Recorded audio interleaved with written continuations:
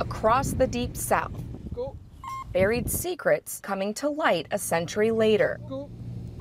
There's a pit. New technology and new laws surrounding the treatment of burial grounds have led to the recent discovery of several mass graves. Legal protections are better now than they've been in the past. But also there are more people who care about them, but who are in a position where they actually have some sort of voice as to what happens. In Louisiana's plantation country, slaves who once toiled these sugarcane fields are being commemorated nearly 2 centuries later. Hundreds attended a ceremony held on property owned by Shell after the oil giant discovered burial grounds of more than 1,000 slaves. See, the burial grounds are inside the wooded area, and you can see the buffer zone that we are maintaining. Working with the community, Shell paid to have the sites preserved, even installed historical markers. But it's not just slaves turning up in mass graves in the Deep South.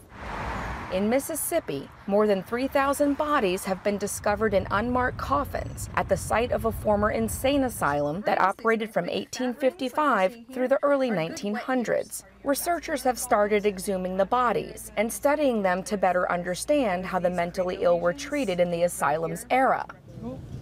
And in the Louisiana bayou town of Thibodaux, ground-penetrating radar is being used to locate the remains of victims of a racially motivated massacre, believed to have occurred during Reconstruction. A strong oral history has it that in 1887, after the massacre, the remains of the individuals that were victims of the massacre were collected and put into one burial. Many burial grounds in the region are already known to have been covered over, including a colonial-era graveyard in the French Quarter in New Orleans. It is now built over with a residential and commercial block, even though there are thousands of remains buried there. There's renewed interest in finding other forgotten grave sites. Cemeteries should not be desecrated.